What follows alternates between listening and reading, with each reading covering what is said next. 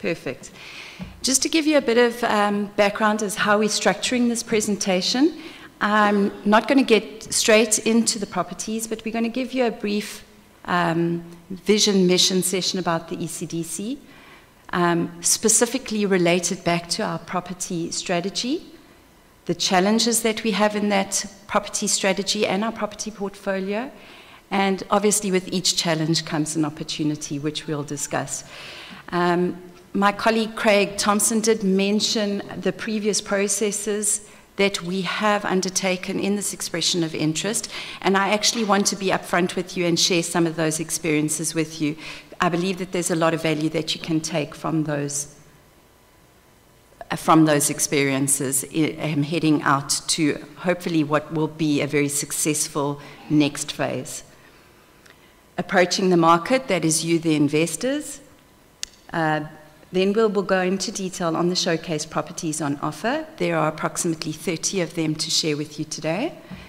And expecting timing of the process, streamlined bid principles. Again, my colleague Craig did touch on that the previous process probably were riddled a bit by compliance issues related more to SCM, supply chain procurement type issues. We're hoping to unblock those blockages this time by adopting a more strategic sourcing approach to our bids. And then we will all engage together on a question and answer session, and that's really up to you as the investor to share questions or concerns that you would have. Ooh, struggling with technical issues. Perfect. So about the ECDC. The ECDC derives its mandate directly from the Eastern Cape Development Corporation Act, which was formed back in '97, which is to plan, finance, coordinate, market, promote, and implement development of the province and its people in the fields of industry, commerce, agriculture, transport, and finance. ECDC's vision is being a leader in facilitating inclusive, sustainable economic growth, and its mission is promoting and coordinating inclusive economic development through innovative and responsive small, medium, and micro entities. Finding those financing solutions, we also deal in trade and investment promotion, SMME development and support, industry and sector opportunities development.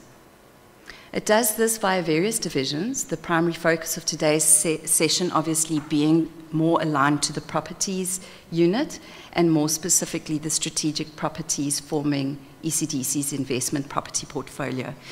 Maybe I'll just take a pause there and just share with you today what we are talking about is partnerships in today's session. We are not talking about sales of standalone houses or residential property. I know I have had that question this morning. So please just be clear on that. We are dealing here with partnerships on strategic properties. I do want to take also a further pause just to mention at this stage that although I speak about economic development and that is underpinned by what ECDC's vision and mission is, inherent in ECDC is we are a Section 3D provincial entity, which primarily means that we are not fully government funded. And we rely on our property portfolio for the business element.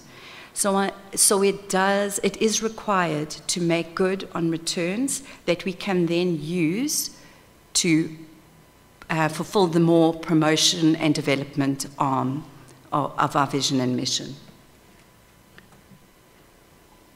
So it needs its asset base to supplement the unfunded portions, the business element of the 3D categorization. This is often a criticism that is leveled at us when we do these interventions in how are you fulfilling your mandate here on the properties.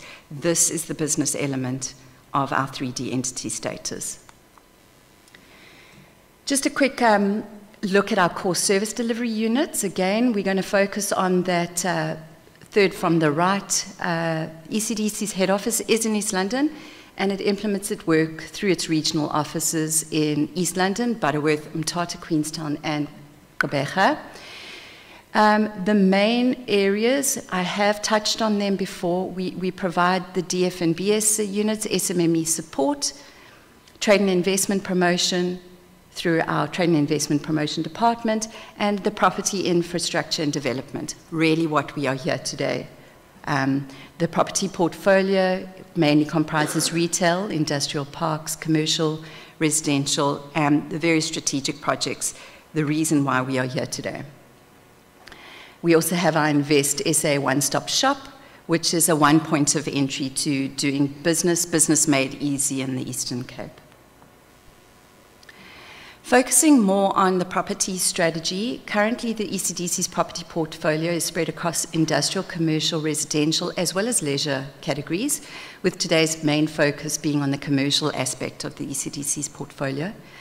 The strategic priorities of ECDC relating to its property portfolio are to transform its property environment into one that is commercially viable, while embedding the development ethos. This speaks directly to the business element of our 3D status. It plans to do this by reconfiguring the property portfolio into a financially and operationally sustainable division, refurbish specifically identified properties with high economic potential, recapitalization of the ECDC to enable property modernization and development, which involves packaging properties, those 30 that we are going to be presenting today, which we feel have a high demand in order to leverage third-party funding. And then you will have seen in the press, no doubt, and be aware of it, that we are currently in the thick of disposing of our residential standalone properties and our vacant residential urban under 2,000 square meters, which we deem as non-core to our business operations. And it is a key area where we are not only expecting private sector funding, but we are also using that residential non-core assets to supplement the funding as well. So we're not just expecting private sector to come to us and give us all the funding. It's going to be a combination as well. The ECDC employs two implementation pillars, that of partnership leveraging and co-investing, seeking collaboration and partnership with various stakeholders, not the least of which includes private sector partners, through development leases, triple net lease arrangements, and that's really what we are here today. The properties that we will present to you, we are not proposing disposal on them, but to enter into partnership agreements with the developers and the successful bidders for long-term lease arrangements on a triple net basis. The property challenges, it would be remiss of us if we don't describe to you that obviously we are all aware that the key micro challenges are direct results of historic legacy issues which has beset the ECDC portfolio, and they include inadequate recapitalization funds. We haven't had the funds to reinvest back into our properties in order to achieve the returns that we would prefer. Poor maintenance resulting in derelict state of the property portfolio, and leasehold administration challenges, including the illegal occupation of our properties. In turn, the challenges always do give rise to an opportunity, which means that there is major untapped commercial potential in these properties, and there's high equity and leverageability in them. So we're hoping that that would be attractive to you as investors. By unlocking experienced commercial private sector partners, the ECDC hopes to overcome these challenges that results in the property portfolio realizing its latent potentially in a mutually beneficial manner.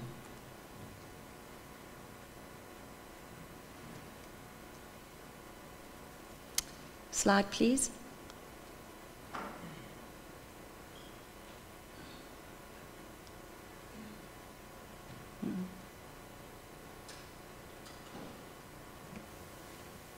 Thank you. So again, coming back to what my colleague Craig touched on, they say that the definition of insanity is doing the same thing over and over and expecting a different result. Today, the ECDC is taking steps to break this cycle. This, we believe, will be achieved by owning up. The ECDC has been here before. We have put many adverts out to investors. There might be the mindset from the investors that, are we really serious? We need to learn from the past experiences, and we believe that we are getting there, that we have done so with our changes to approach that we will discuss in detail after I've presented the properties to you. And we also need to proactively engage the market rather than continuing in the historic passive mode of responding to inquiries only. That is also taking no unsolicited bids, actually presenting to you what we believe are attractive potential to you so that we can follow a process that is equitable and transparent to all, and not rely on unsolicited bids where we engage purely with one individual at a time. Presenting possibly mutually beneficial property development opportunities to prospective developers to find the right partners who have the required turnkey project capabilities, leverage the full potential of the identified property offerings, harness future growth opportunities for the ECDC and its prospective development partners, and secure long-term development lease commitments, develop to sell arrangement greenfields with partners. I'll touch on that a little bit more because I did indicate at the start that we really are focused here on triple net lease arrangements, but there could be hybrid opportunities here as well, certainly in the greenfield space. And then create long-term development partnerships to undertake further developments in the future.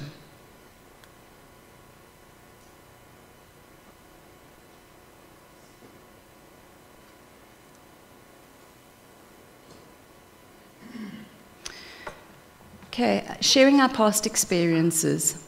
So the takeaways from the review of the previous expressions of interest process that we followed were there was a massively high drop-off rate.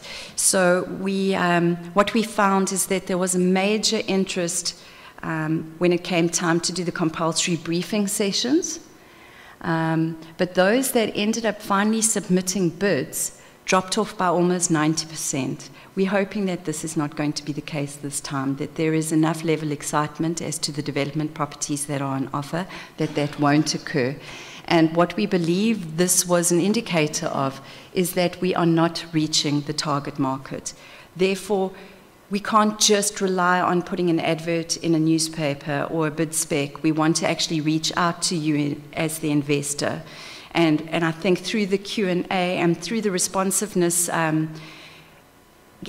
get you to advise us, where are we going wrong, what would you like to see, which properties would you like to see more of, especially as we phase the approaches, because obviously what we aren't going to do is put all 30 of these properties out at once, but what we want to do is we want to attract you, the investor who is keen, and we want to get a sense of which of those 30 properties would be the most attractive to the investors. So it's a more collaborative approach that we are trying to undertake today and throughout all of these sessions that are being arranged. Basic mandatory non-compliance. So the bid specifications document was quite a complicated one, and there was detailed criteria that needed to be submitted. Not only did we not find that there was compliance with the more functional aspects that we requested, but basic mandatory non-compliance. No AFs were being submitted, no signed delegations. So only 20% of the bidders that we actually received, of that 10% who expressed interest, at least via the compulsory bidding session, actually went on to go be scored for functional assessment. And of those that went through to the functional scoring assessment, scores received were as low as 0%, and we had received one highest bid of 51%. The minimum criteria to be considered on that bid spec was 71%. So there clearly is a disconnect, either in the understanding of the bid spec, which we believed was quite clear, or certainly some of the requirements that we included therein. Lack of experience in both the development infrastructure and in arranging long-term triple net leases anywhere. So often the bids that we received, the development aspect looked quite strong, but the actual bidder itself had very limited experience in arranging triple net lease anywhere near the type of offerings that we had in terms of lease period. So that was of great concern. And then financial track record. The financial track record displayed in the bids failed to prove ability to achieve the desired outcomes successfully. In fact, well short, as you can see from the scoring on those functional assessments. The bids that went through for technical scoring all offered well below current existing levels of lease rentals. That was quite interesting to us as well, in that we would have, we asked for indicative rental, we asked for indicative capital development costs, as well as indicative rental over the proposed lease term. And in most instances where you did go on to be functionally scored, you actually offered lower rental than we are currently receiving, which is obviously an untenable situation and wouldn't make business sense for us to proceed on that basis.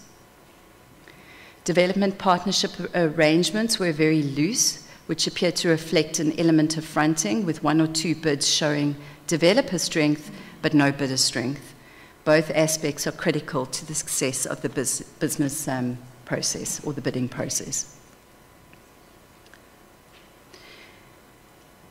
Approaching the market. This is phase 1, getting you, the investor, interested and getting you to carve the way forward for us in a sense, i.e. determining which are the most popular properties amongst the ones that I'm going to be presenting today. We are going to adopt a phased approach. As I mentioned, we aren't going to release all 30 properties at once, but we are going to rely on you to advise which are the most attractive. So in our first phase, we had planned to release almost the strategic properties with existing infrastructure. We then thought of, in the second phase, rather going through more the greenfields type aspects where there's development land in issue. But what we're saying now is we're open to a combination of two. And based on the feedback that we get from these investor engagement sessions, that nothing is set in stone. What we're proposing to do, and Nobalali, our marketing head, will share more of this in the closing remarks, is what we are wanting to do is actually get a Google form through to you all where you can indicate of those 30 properties that I'm presenting today, which is your preferred properties. And through that type of statistical analysis, we would then be in an informed position to say which ones we are going to release in phase 1 and phase 2. Obviously, phase 2 is not the completion phase, but we're going to rely on a longer-term plan to further release phases as and when the market potential arises. Okay, now we get to the meat of the presentation, and I'm going to start introducing our first properties in the Mthatha region properties. These won't be new to the market, but there are some interesting additions that are going to follow. The Windsor Hotel and Shopping Complex, you will note the high-rise picture to the left. That is the old Windsor Hotel. The property in the forefront is the shopping complex. Those are both included in the strategic property. That is an existing tenanted shopping complex, but given the location, can certainly be upgraded. It is in prime retail space. So the land use is currently retail accommodation. As you know, this building, I'm not going to hide behind, this building had been previously invaded. We have moved a lot on from that since our last engagement with you, and what we would be offering here is a fully vacant building at any point in time if there are successful bidders on this property. What we propose the best potential use there to be is obviously continue with the retail shopping complex side, upgrade that shopping complex to be more attractive, possibly full with more key anchor tenants. Located at the corner of Sutherland and Madeira Streets in a high-footprint CBD zone of Mthatha, prime business, retail, commercial area. The extent of the land there is 2,700 square meters. The extent of the shopping centre is 710, and the extent of the hotel accommodation, it's approximately 76 bedrooms, spread over 6 floors. and it's 3,065 square meters. Just wanted to indicate to you there as well, just under the notes section, the property, of course, all of these properties are currently underutilized, no long-term leases in place. ECDC will assist with ensuring vacant occupation. Just to give you a split of the first floor currently comprises 10 ensuite rooms, the second 13, the third 13 as well, fourth 14, and the fifth floor comprises 14 as well as some open area as well at the top, which comprises those 76 beds. Just a cadastral overlay, you'll see the red section there. That is the expanse of that 3,000, sorry, let me just go back. The extent of the land, the 2,700 squares. Development House. Again, not a newcomer to these expression of interest processes. Strategically located on the corner of York and Elliott Roads, again in a high footprint CBD zone. Currently being used as commercial, both retail space on the ground floor as well as commercial office space on the high-lying floors. The potential land use, the biggest issue that we have found on this property is the lack of adequacy of parking space. We've thrown out the potential use thereof. Is this possible to convert to some form of student accommodation for the WUSU, space? We've thrown it out there purely because I think it might address some of the parking issues that are inherent in this building. The retail space, obviously, but given the size and extent of it, I mean, we're looking at floor space here of 6,600 square meters. Given the size of it and given the market in commercial office space, we're just wondering if that's the best use for this. That's why we've thrown out a couple of ideas in that regard. But whatever we decide on, it is definitely ripe for a multi-use purpose.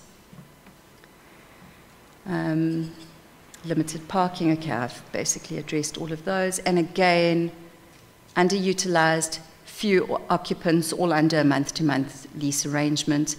And again, proposals for triple net lease.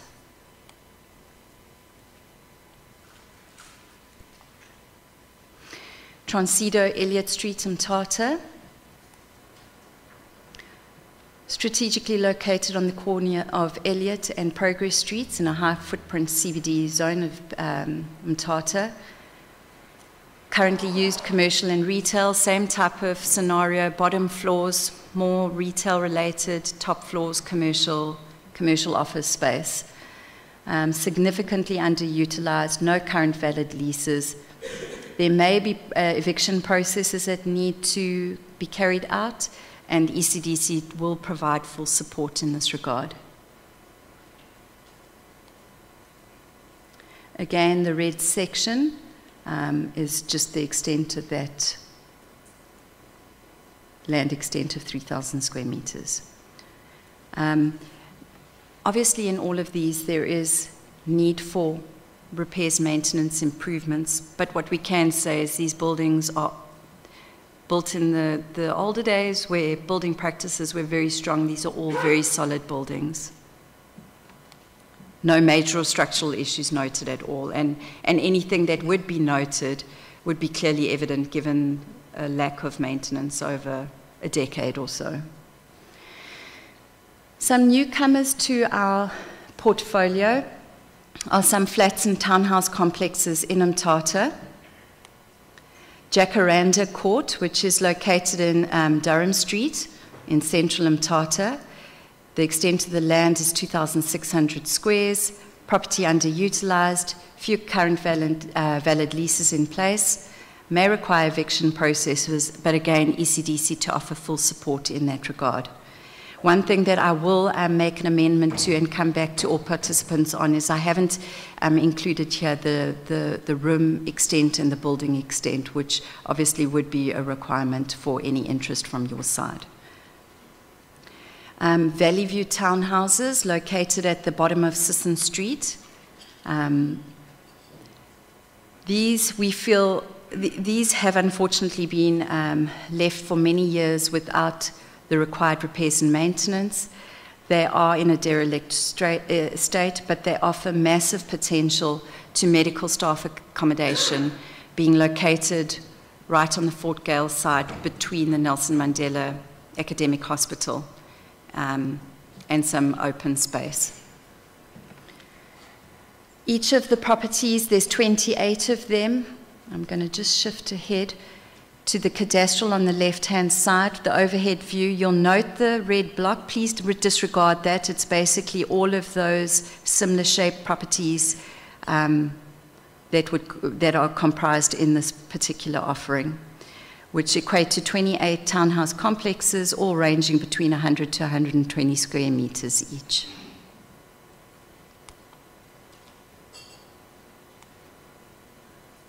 Cumbia and Mountain View in Airy Street, Fort Gale.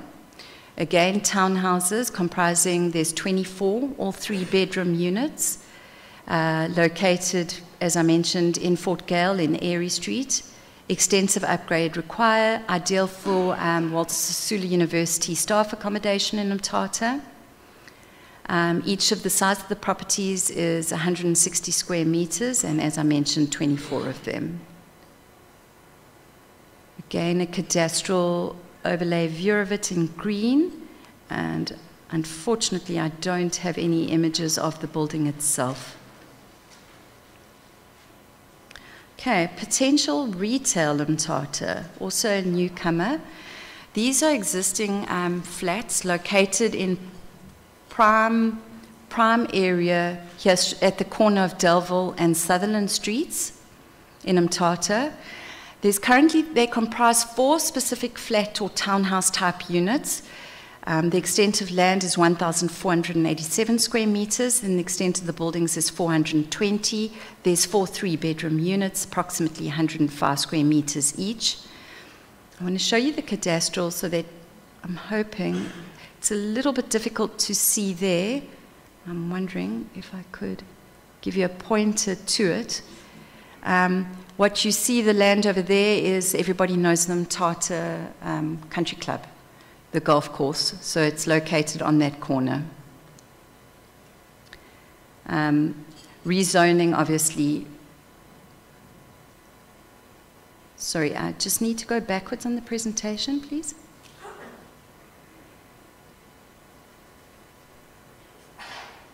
Thank you.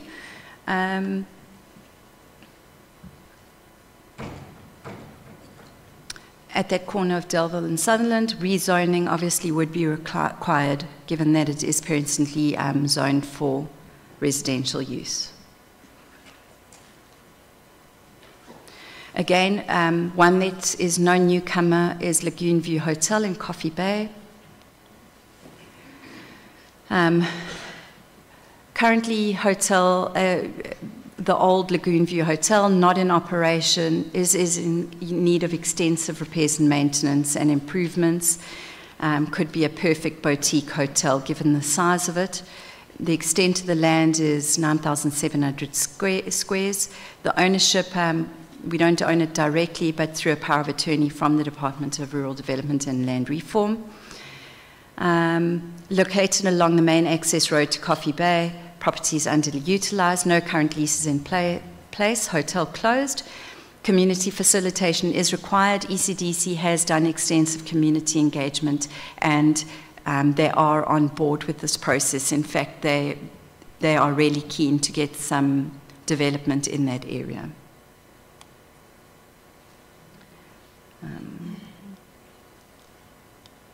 Well, there is the section that the hotel spans. Some of the greenfields developments, we had proposed initially that we were going to run them via a second phase. However, there are some exciting projects in here that we might want to bump through to the first phase, and that all depends on the feedback from yourselves. Hillcrest Development in Mthatha, no land claims issues in this area. I have particular love for this area in Hillcrest. It is on a beautiful site that basically overlooks the Mthatha in the backdrop. It's quite an extensive piece of land, 25 hectares. Again, potential land use would be mixed use. There could be commercial shopping centre activities or a whole lifestyle accommodation type centre. This one particularly stands out where we had, the proposal is for triple net lease, and that would be the main proposal here. However, this also is a development that would be ripe for some stand sell-off as well. We wouldn't want to get too involved in special purpose vehicles here, but there certainly could be an element that we could receive some form of royalty arrangements on portions of sell-off, portions being under triple net long-term lease arrangement on the more commercial long-term establishments. Fort Gael development land. What we have is IRF 2481, 22 Aloe Street, Fort Gael, Mthatha. I'm going to click next to this next. This is this portion of land, of the red land, which is at the bottom of Aloe Street. Again, what you would have on the left here is the Nelson, leading up to the Nelson Mandela Medical Hospital. Go back again. 2.5 hectares, prime land strategically located at the bottom of Aloe Street in Fort Gael, and is a large tract of vacant land between the Nelson Mandela Academic Hospital and the suburb of Fort Gael. High demand development land with large return potential, either for medical facilities or medical hostel type facilities again.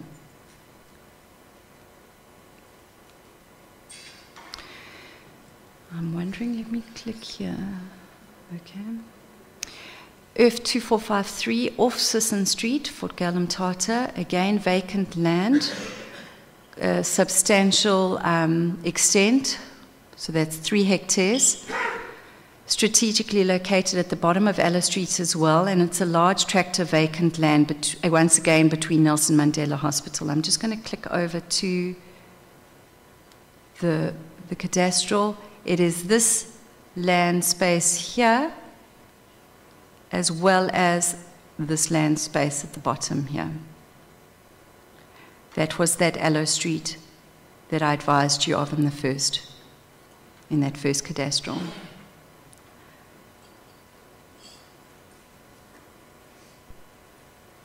Okay. 2321 being the bottom portion. Sorry. That bottom portion there.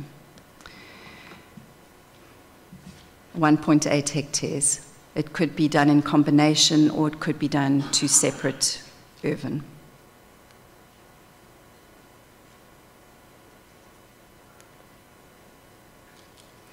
Okay, IRF 2121, Terence Lowry Street, Fort Gael. The extent is also vacant land, 2,600 squares. There is a land claim under this one, but considered non-restorable per set plan.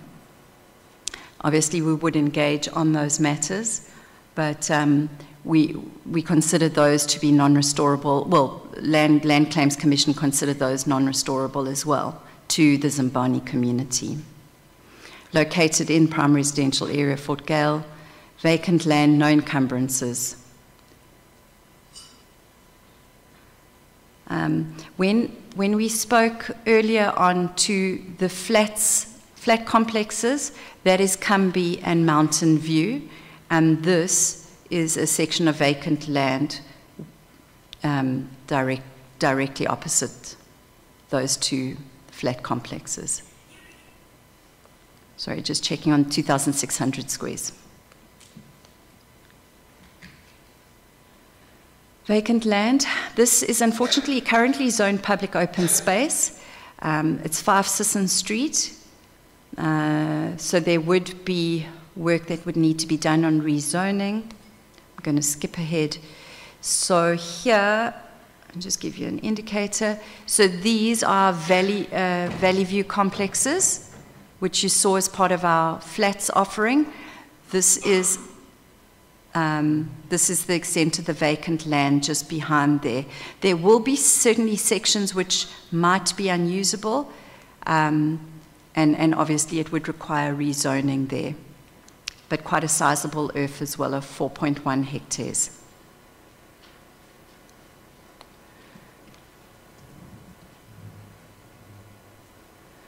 Again, another public open space, earth 2159, off the main road into Mthatha Nelson Mandela Drive. Currently is zoned as residential. The extent is 9.7, so just short of a hectare there. Strategically located on the west side of Nelson Mandela Drive, abuts residential urban on the Don Thompson Drive side. So it is that blue space there. Those are Don Thompson Drive. This is obviously Nelson Mandela Drive as you enter Mthatha. Vulindlela development land, earth 2695, 12 Timber Street, all zoned as industrial, 1.5 hectares, strategically located in prime industrial hub of Mthatha Vulindlela, prime business, retail, commercial area. Okay, this one is a little bit more difficult to see. I will point it out to you. It is this residential space here. Please forgive these. These are not included. This is also just public open space. That's why it's highlighted in green. So the area here for this land is per the pointer. Earth 2698, former Molesi Road, industrial as well, 5,600 squares.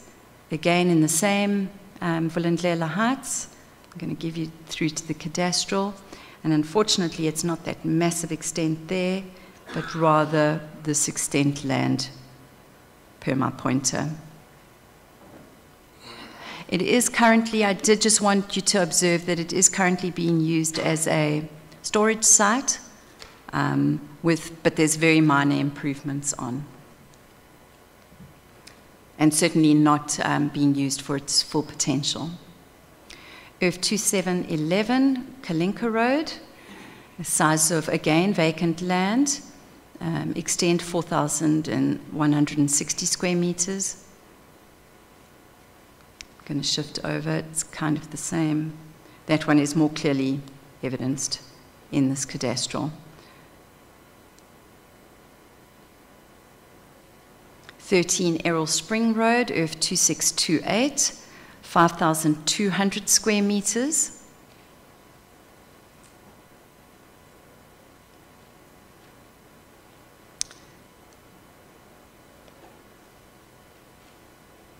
And 30 Errol Spring Road, I think this is the last vacant land in the Vulindlela complex, 4,400 square meters. And it's a corner site.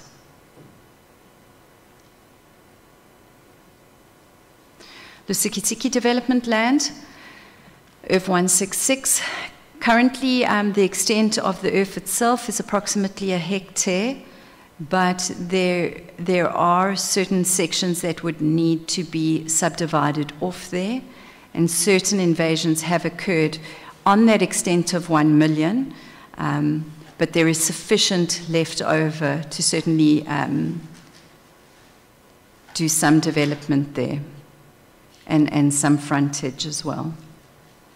So those are the invasions over there, the extent of available land. Certainly there is some frontage on the main access road into Lusikitiki. Okay, moving on to our second region, Gulwa or Butterworth. We have Butterworth Industrial Property, earth 1064 Zitulile, 4.4 hectares. Currently, there are two substantially vandalized warehouse structures, portal structures on there, one of 3,200 and one of 1,500 square meters. There's an admin building, more a brick building of 700 square meters and 6 storage silos.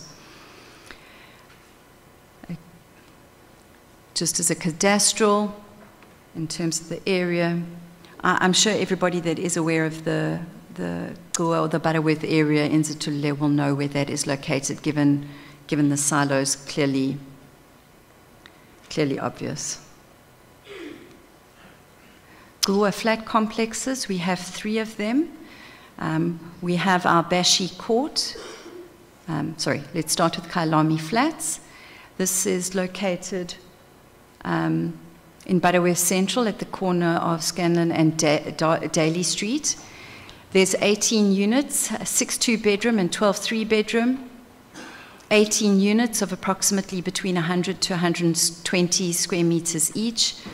Again, we believe that it's probably the best use for it would be medical staff accommodation. I know that the hospital is in desperate need of some accommodation there. Again, yeah, of course, maintenance is clearly evident. Need for it is clearly evident. However, solid structure building. Bashi Court, located in Fitzpatrick Road in Butterworth, almost on top of the hill. Duplex townhouses or flats. Again, best use, medical staff accommodation. It's currently on a very large urban 1 hectare. The extent of buildings, though, is 3,600. Comprises 20 units. 6 of those units, though, are fire damaged. The one section, they're divided up into sections of 4 each. The one section is completely fire damaged, and a portion of 2 upstairs portions on another one. Size of the units, 185 square meters. Sorry, I don't know if I mentioned that. So they're quite sizable units there as well. Again, solid structure. Clearly evidence there's some major roof leaks. Hollyburn Court, more appropriate for Walter Sisulu student accommodation. Again, on a hectare of land, extent of the buildings is 4,800. It is a 3 or 4 story building, I stand corrected. Number of units, 32 existing currently, also very sizable of 145 to 155 square meters. And these are located in Butterworth, Zitulule, the residential section. Oh, excuse the typo. Just some visuals. Solid structure buildings. Certainly maintenance required, and I know some plumbing issues at this particular property as well. Just for your guide, located in that area. Gquma Greenfield sites. These are located on extension 23-24. Cluster 1, 6 hectares, along similar lines to the Hillcrest properties in Umtata, or the Hillcrest developments needed. These are undeveloped portions of land. Services would need to, bulk infrastructure would still need to be developed. I'm going to switch over to the cadastral because it gives you a better view.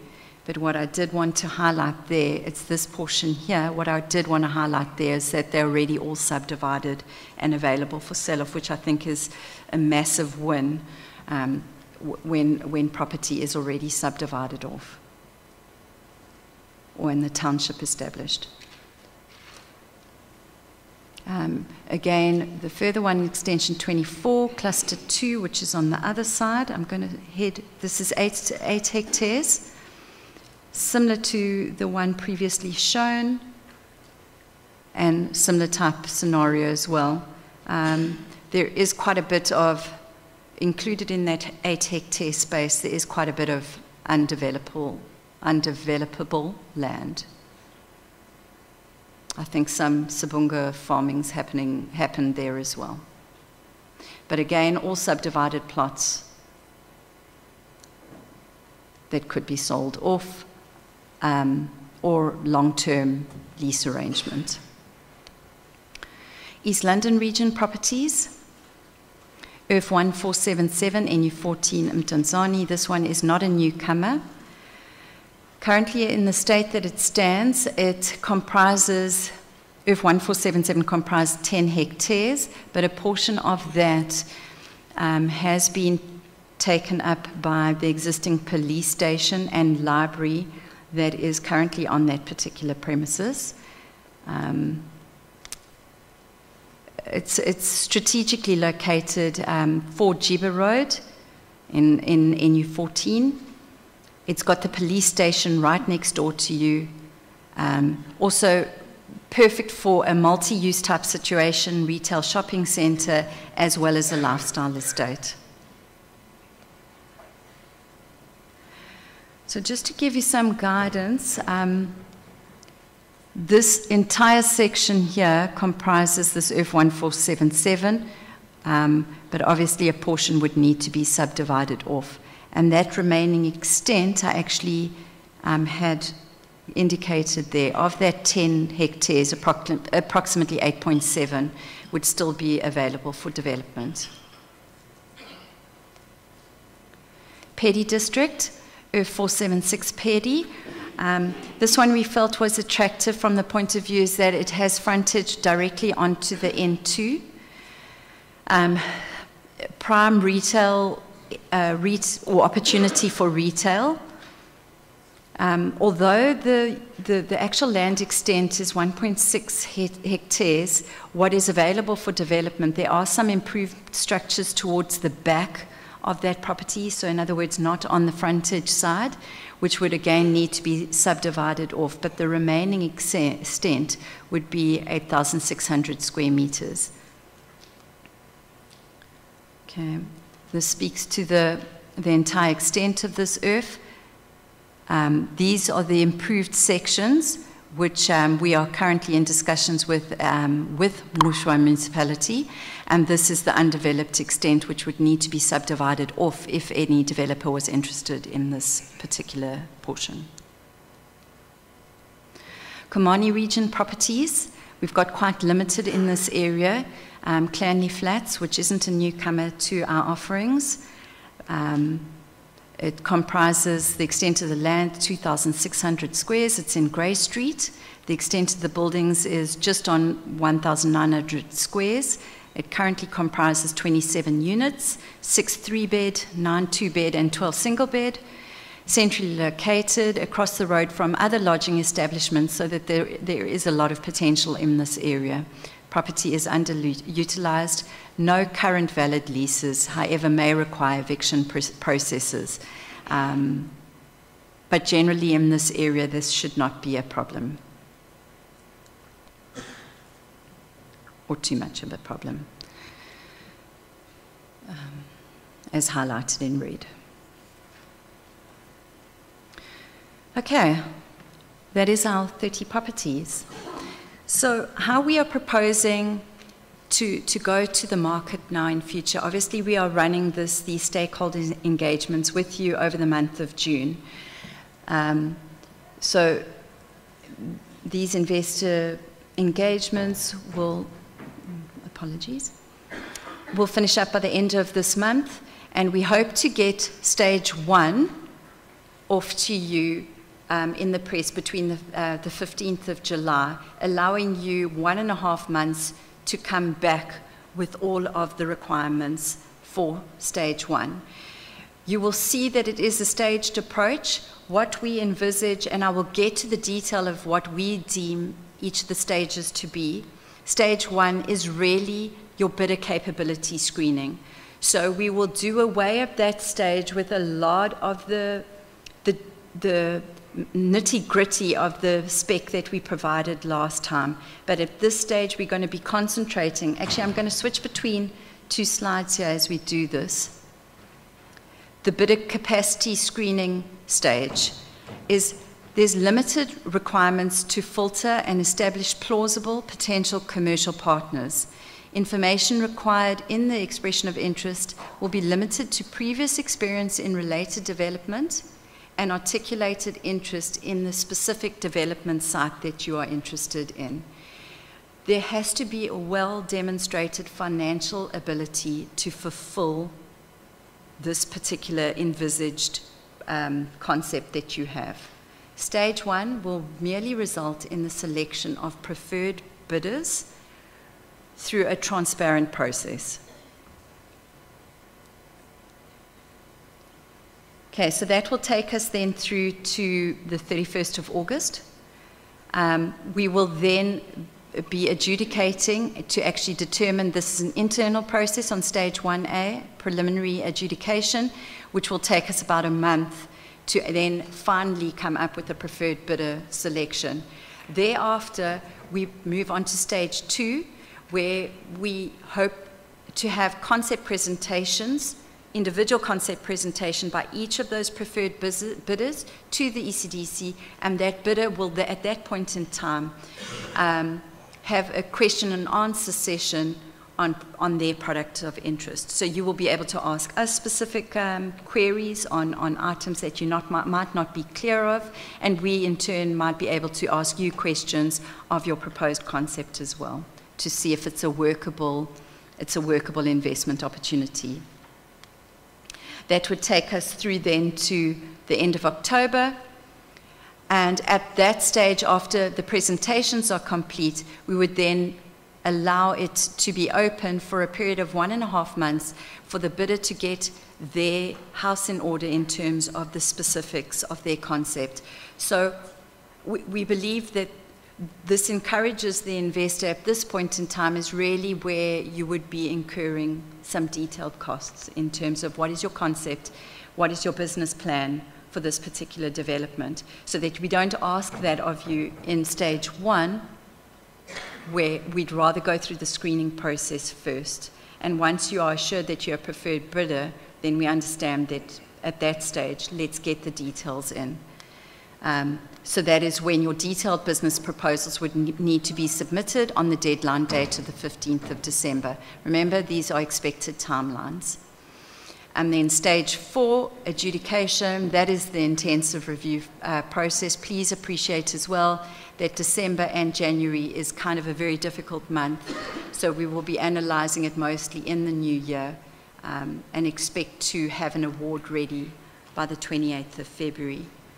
Round 2 as well is not as extensive because we will be conducting some parallel processes between phase 1 and phase 2. And there we expect the second round in terms of final award to be in the region of the 15th of June or so in 2023. So here we're talking 28th of February 2023. Here we're talking a couple of months thereafter in June.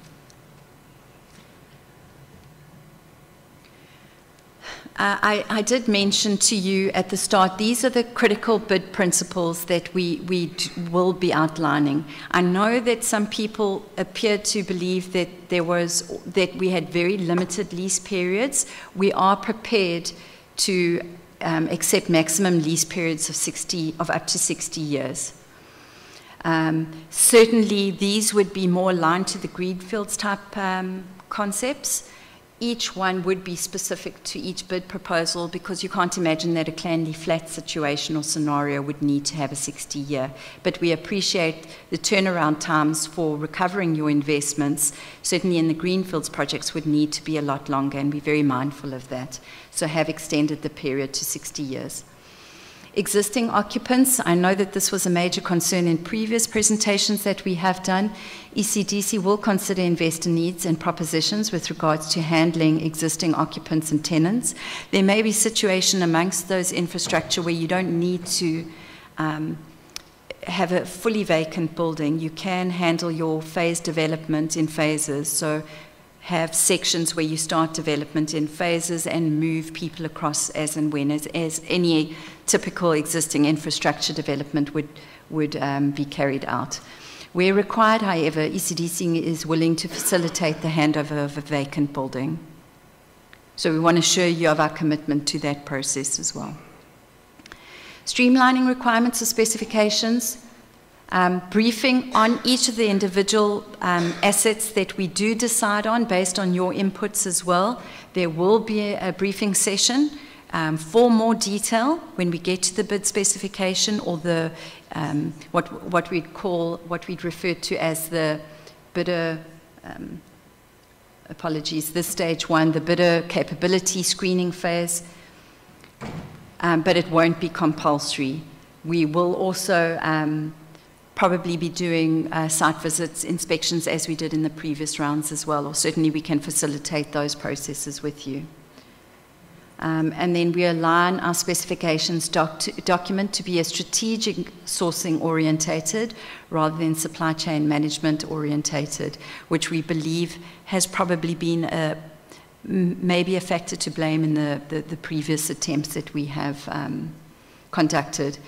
Because obviously SCM is very rigid in terms of your flexibility, and any investment, when you're analyzing it, has scenarios that you can't preempt or account for at the beginning. And as soon as those scenarios come up in an SCM environment, you don't have the latitude to change up those processes mid-bid specification.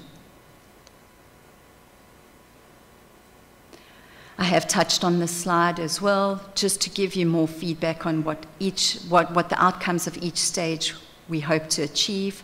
I think I've touched on everything there. So stage 4, which I'd mentioned, was end of February, and then towards mid-June 2023, we propose their final award.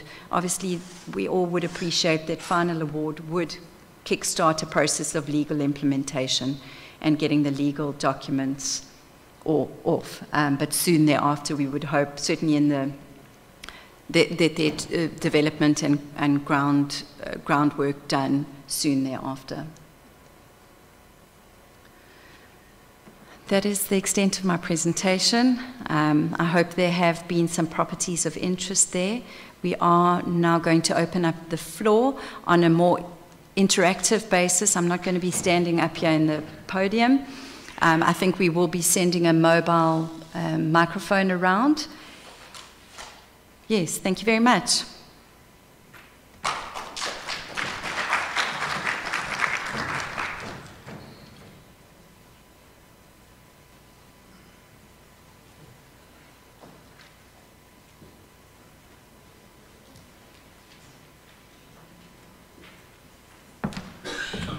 Thanks very much, Gretchen. I really appreciate the effort and time put into that presentation.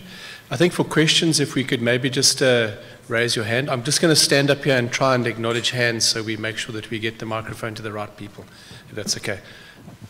Okay, first gentleman with the microphone. Sorry, Gretchen. All right. Respond. Okay, so we'll do 3 questions at a time, respond, and then take the next 3 questions. So could I have hands again, and I'll just give you a number. Number 1, number 2, and there was a hand over here. Number 3. First 3 questions, thank you. And if you, maybe if you don't mind, if you could just give us your name, and then we will take your question. Thanks so much. Thank you. Please proceed. All right. Good morning. The name is Jingles. I'm from Bees and Honey Consulting. My question is on the open pieces of land that were presented by Orene.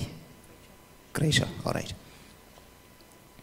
Rachel, what I want to understand is there's a piece of land in my community. I've just identified that it belongs to the ECDC. Now, when you do your adjudication, do you adjudicate looking at my capability or the capability between myself and the potential investor that we have identified as a community? My question again says, we want to use that area, let's say, as a filling station, right? We own the piece of land, but we don't have the funds to develop it into the vehicle as a filling station. So then, when you do your adjudication, do you adjudicate the individual community applicants or the partnership document presented between the landowners being the custodians of the land being ourselves, and the commercial partner we joining partners with? That's my question.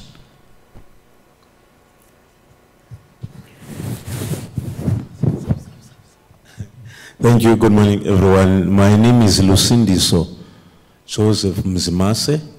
I'm coming from Ikamva Property Investments. My question is, thank you very much for the presentation, but because I'm from this side, now every property is just jumping me. It's Mthatha, it's Queenstown, there's nothing on this line of King Williamstown, only one in Tanzania, and I'm very scared. But my comment will say, capital goes to where it's appreciated. That's my opening line. Now this thing of the long-term adjudication and all of this, and the investment partner that I've got is saying, if we can allocate the money this year, then ECDC is saying, no, June next year. So immediately the capital that I'm secured is gone, because it won't be used. It won't be allocated this year. So I think on the one other part of the failed bidders before, that is very critical. Because if you are saying you're only looking for next year, and I've got capital today that is secured, that is willing to deploy, then it means the capital must go somewhere. And then it will be very hard to come back. So I think that is very critical. The other part is the question is on road infrastructure, because I'm interested in some of the properties. I've noted about 3 here. After this session, I'll engage with my partner. But my main thing is going to the site. Yeah, because that is very critical, the infrastructure there, and it costs millions to develop. So is there a partnership? Because I saw in part of the presentation, she mentioned a partnership with rural development or some other department. So what are the other departments' role in the partnerships that you, ECDC property have? Yeah, to unlock that, because we need to unlock those properties. But infrastructure to go there is critical. Thank you very much. Good morning. My name is Nkosinathi Sikobi from Vipiwe Properties. My question, firstly, is I just want to find out if this presentation will be shared. As I was listening, I couldn't write everything that I wanted to note on the presentation itself. So if it can be made, it can be shared, because I think we wrote our emails on the register outside. Secondly, I just want to find out the properties, especially the properties in Mthatha. I've got a little bit of a concern there because of the land claim of the Zimbani people. Because even the properties that are already existing, I know Zimbani, the land of Zimbani spreads all over Mthatha. So in terms of ECDC, has that been resolved? Because I don't want a situation where we invest and allocate funds to develop properties in Mthatha, only to find out there is a claim against the land where the properties are at. And I see most of these properties, the vacant ones, the greenfields one, the so-called greenfields one, they are not zoned yet. I'm not sure whether I missed the zoned part or what. That's it on my side for now. Thank you very much for those 3 questions. Gretchen, do you want to take them and I'll pick up? Can we get a microphone to the table, please?